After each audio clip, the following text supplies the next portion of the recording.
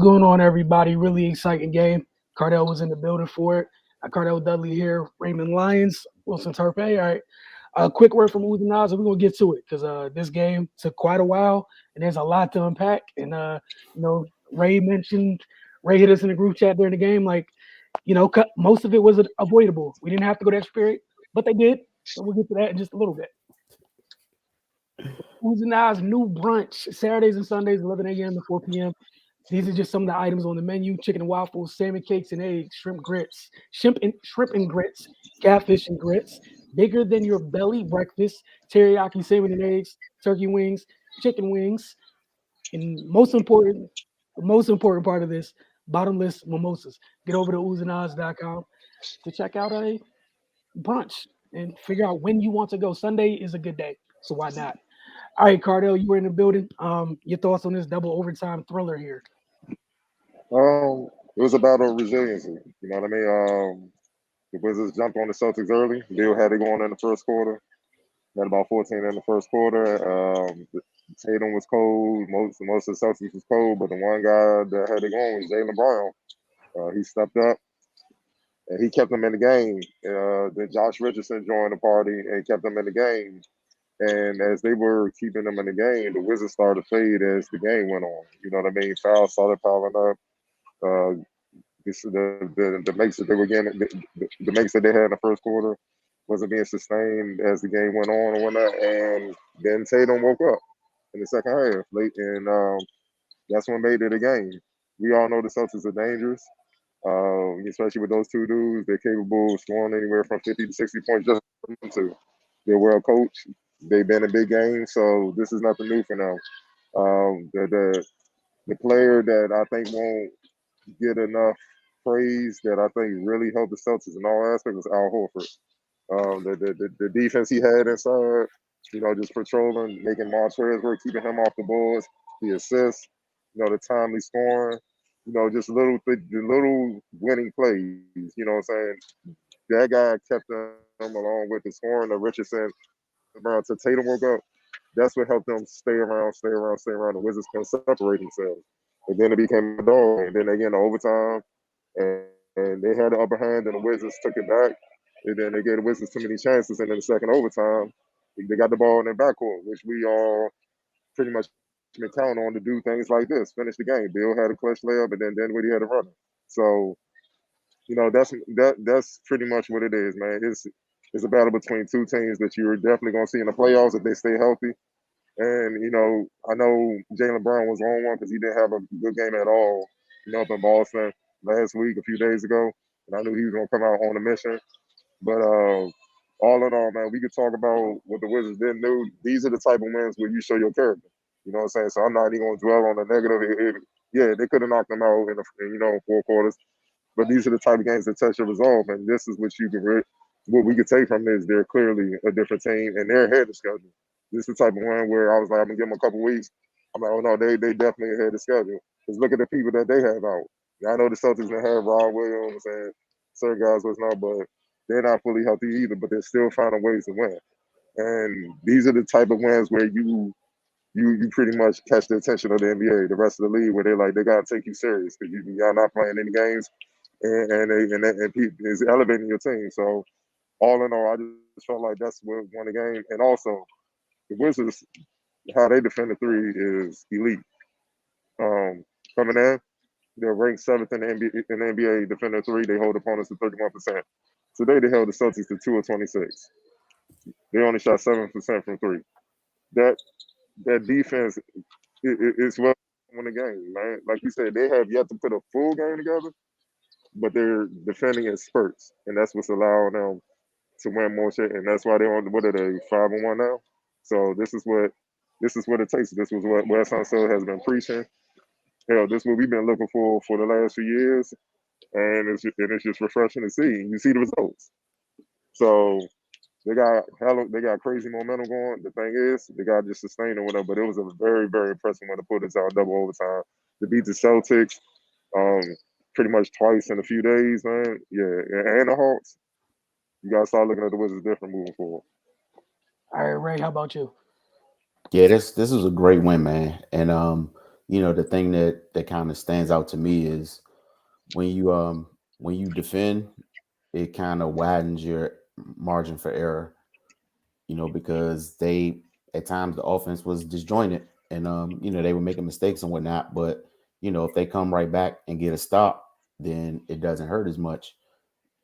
So and then the way they rebounded, they just giving themselves more chances to to stay in the game and pull out the win. So that's a welcome change, man. Like, and like Cardell said, there was they're defending in spurts, but they're important spurts. So when the Celtics are kind of making their push, the Wizards, they're able to get stops when they really, really need them. And then on the flip side, they're able to come down and get buckets when they need them.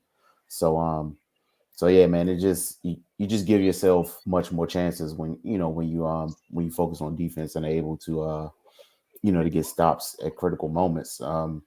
Bradley Beal, he started the game kind of picking up where he left off from the last game, and that's kind of good to see him getting back into his groove.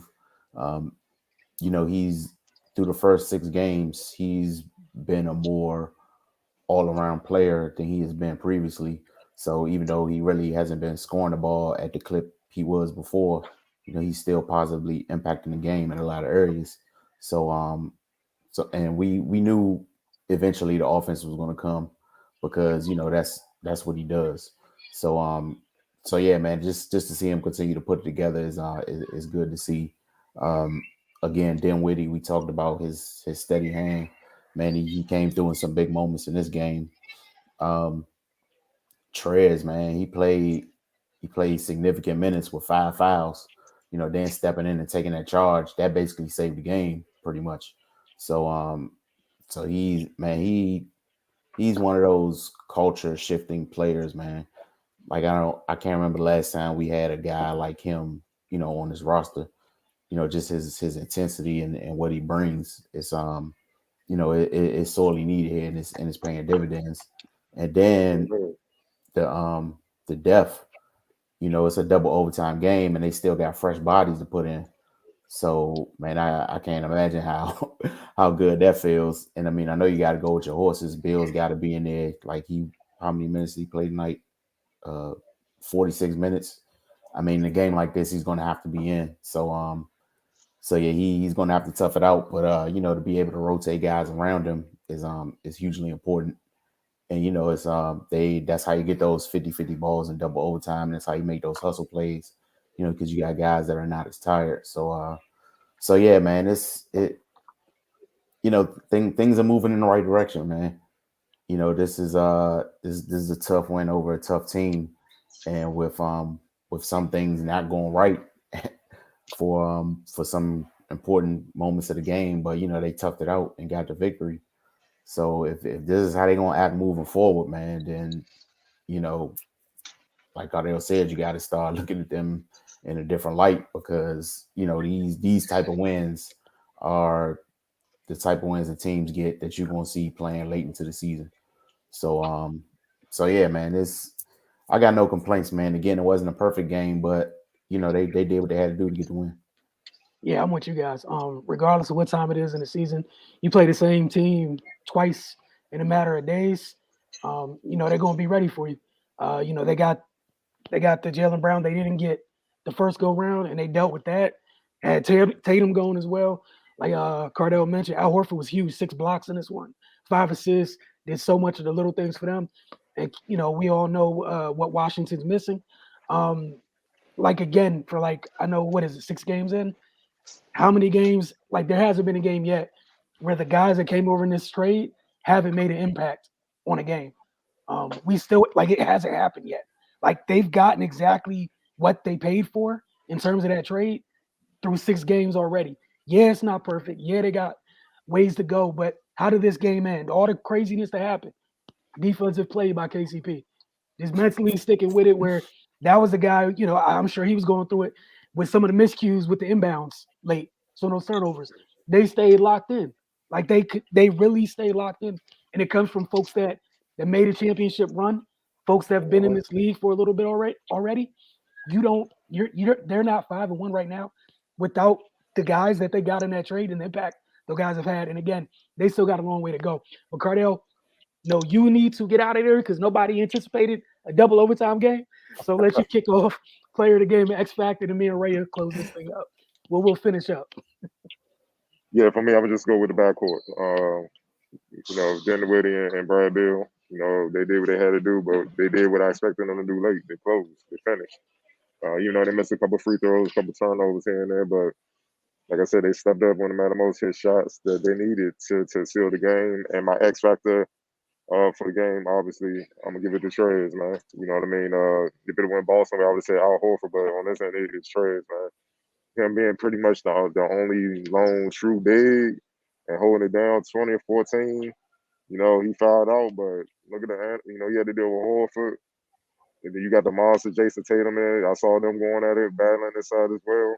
That's why he hit the weight room, ladies and gentlemen. I'm pretty sure the new coach Udoka told him that you're gonna have to be versatile. You have to go down there and play the four sometimes, man. That's why you had to hit the weight room to sustain that. But all in all, man, what Trez has been bringing, it's been invaluable, and it's really just heart, consistent heart, and that's something you can't teach. You either got it or you don't, and he got it. That's how you foul out and get a standing ovation in the sixth game of the season. You know what I mean? So he's my X factor. All right. You get home safe. Ray, player of the game, and X Factor. What you got? Yeah, play of the game, Brad Bill. Just a huge scoring night. He was aggressive when he needed to be. He started the game off aggressive. That kind of set the tone. But just down the stretch, man, being, not settling and putting the pressure on the Celtics to have to defend at the basket and putting the pressure on the refs, to either swallow the whistle or make the call. And that's what you do in a situation like that. You you don't bail people out. You try to put your foot on their neck, and that's what he did, and they got the win. X Factor, I agree with Trez as well. He's been holding it down with Gaff out, man, and and that's without his production. And it's not like he's just kind of sustaining or doing the bare minimum, man. He's having huge games. I think they said this is his third straight double.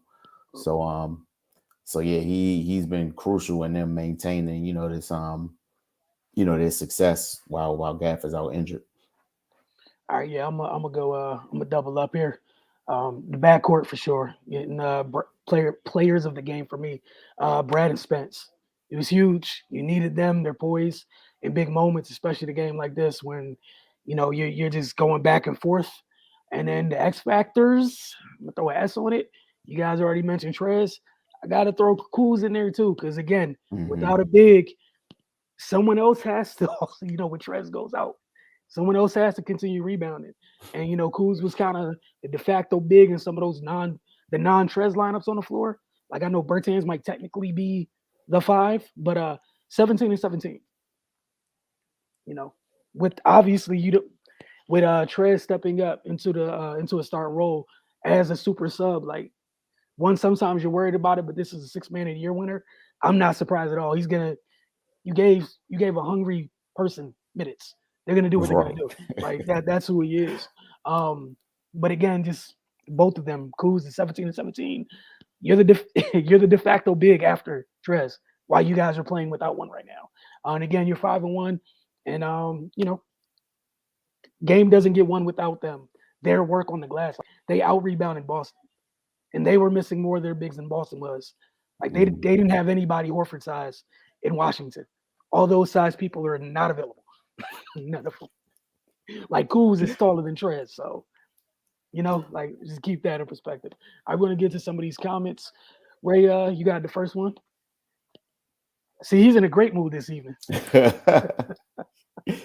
Yeah, man. I mean, they got definitely a great win. They got stops when they needed them, sealed the game on the defensive play. The way they controlled the glass, it was that was crucial, man. And like Cardell were up, the way they defended the three. And there were some lapses, like once the guy got past the initial defense, there wasn't that much opposition at the rim, but that changed. The one of the biggest plays of the game was because Trez rotated and took a charge, after somebody got beat on the perimeter. So yeah, man, that side of the ball, like we said from jump, that's going to be a point of emphasis because that's what they're going to need to to maximize their potential and it's coming around, man. It's coming around, so yeah, that I definitely agree. Yeah, I'm with it. Without it, they're not. They don't have the record they have without it. So when we were telling you guys the stuff we were hearing in terms of every what during training camp, every media availability was we worked on defense today. We barely touched offense. We worked on defense today. Barely messed with offense. We see why, and it's paid off through 6 games. They're 5-1, and yeah, the offense it still needs some work. I mean, the defense still needs some work, but without the work they put in defensively, missing literally all their size in their front court, you don't have this record without it. Like Ray mentioned. All right, Money Mike. Yeah, we can tell where you are. Great mood, obviously. Great game. It was fun. They got to stop this overtime stuff though. I know, right? For my guy again, just need to sort out the shot selection for everyone playing defense even pretends. He's trying, so I guess that's a positive. Playing defense is strong, but he's trying, and I guess that's important. The thing from him, he got to start hitting shots, man. Like that's what you're Yeah. here for.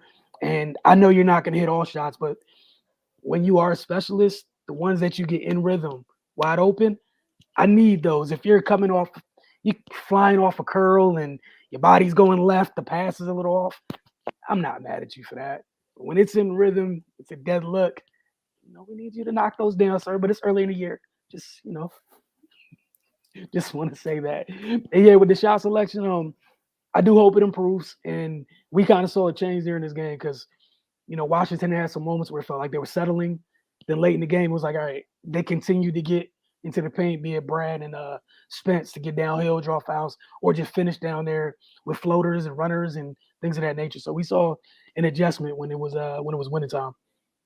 Got a dangerous deep bench and Rui and Thomas to come. All right, I think we're in agreement there, Ray. Nothing. No? Nah. All right. Here you go. Question: do we start Trez or bring him off the bench? He handles fouls better than Gaff. I mean, nah, it's no need to change rotation to that degree. I mean, because and then he's gonna 9 times out of 10 he's gonna close the game anyway. So like the his designation as a starter or not is purely cosmetic as far as I'm concerned. Because yeah, he's gonna be in when it matters the most. My bad. For me, with that, like, yeah, I wouldn't mess with it. Like, you brought him here for that role. That's who he is. And there's nothing wrong with that. There are people who've had long careers making a living being exceptional as that first option off the bench because of what they consistently bring. And the other thing is, like, even tonight, what we saw, like, and it's not a knock on Trez, like, he can't protect the paint like Gaff can. Like, he just can't. But the luxury you have is while Gaff is trying to learn the league and figure out how to stay on the floor without fouling, you can bring Bull in the China shop off the bench. And someone got to deal with all that until Young Boy comes back in. And the other thing, like you mentioned, I think earlier, like TB is going to be back too. So that's going to change rotation a little bit. And the good part is, at least I think you can play TB with Trez because TB got more range than Gaff. So like there's things you can do. And again, we still got to wait till they get everybody. So, and it's Gabriel. Yeah, it was a good block because I definitely thought it was a foul. I'm not going to lie to you. I did not think they were going to overturn that call. What did you think, Ray, when that play happened? I mean, I was shocked that they called a foul. Okay. Yeah, because I mean, I think a lot of things are ticky tack to begin with. Like, I mean, he Tatum tried to reverse, but then he was sitting there waiting for him on the other side of the rim, and he got a lot of ball. Like it was it's questionable, but like then he knew what happened in the play, so that's why he immediately called for the challenge. And thankfully it went our way. Yeah, after seeing it, after they showed it again and again, I was pretty confident they were going to overturn it. Because if you look at that play that many times and still stick with the Right. call, then They you did can't. take forever. Like that Yeah, was like a whole 5-minute break to get that and call right. and like and I'm really not in favor of challenge and review in basketball, man. The game is too fast paced for that. Mhm. Just in general, but if you're gonna have the rule, at least get it right. And I feel like they got it right this time. They definitely did, but I need a time limit on that review. Like give them like 90 seconds, and I need you to just stick with it. Right. That's all I'm saying. Like if you're gonna review it, I need to put the little graphic of the countdown clock on the bottom of the screen. Like play the Jeopardy music, whatever, what have you. I just need 4 minutes less of that. That was a legit like 5-6 minute stoppage of life at that moment. But yeah, no, I was shocked just because of who it was, because it was Tatum, Mhm. and there was a little bit of how interesting some refs are, or it's at their discretion, which when they decide your arm's part of the ball and when it's not. Right. Yeah.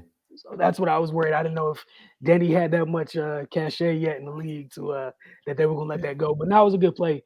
And again, even the minutes he's giving them, and he needs to continue to get better. But they need the size right now. Like all able-bodied tall players on this roster, you're needed. Toothpick with a game, couldn't believe the Wizards won that challenge. Yeah, same here, man. Hey, I'm still in shock. But home cooking, man. you want to know what? How about that? Isn't that nice that that's actually a thing? Everybody doesn't get it. So, I'm going to be grateful for it because I definitely thought that other things happened. All right, if you guys have no more comments, Ray and I are going to get out of here. I think we'll see you guys Monday night because they play Atlanta again. So, Trey and John will probably be geared up, ready to go in this one. And again, enjoy being 5-1. After last year, like enjoy all that, enjoy it all. And I'm happy to see that there's a certain group of people not here anymore. Oh man, You see how much lighter everything feels like. They with another fan base right now doing what they do best. But yeah, again, that's all I got to say. 6 games through, man. That trade was worth it. Do it 10 times out of 10, 12 out of 10, 15 out of 10. They got immediate returns on it. Like, you can't be mad at it. Without that trade, I don't know if they 5-1 or whatever it is. We appreciate you. We appreciate you too. So all you guys that tune in and comment, we do appreciate it. And again, usually within like 15 to 20 minutes after games are over, we'll probably get things started. So even if you see it like pop up on, if you're subscribed to Ray's channel, Cardell's channel, or my channel, so that's Finance Mag on YouTube, Amano Sports on YouTube, and Lions Den on YouTube, whatever it may be that you're subscribed to. On game days, like I usually set up the StreamYard like 20 minutes before the game starts. So like give us like 15 to 20 minutes afterwards just to set stuff up and get situated, and we'll be right on here. He said trade of the century. I'm not there with it yet, but it's really good for this franchise with some of the things they've been through from a trade wise, because we've seen a lot from trades that didn't happen, wanted to happen, couldn't happen. You're here again. Enjoy 5-1. Ray, you got anything else before we get out of here? Nah, I'm good. All right, y'all have a good evening.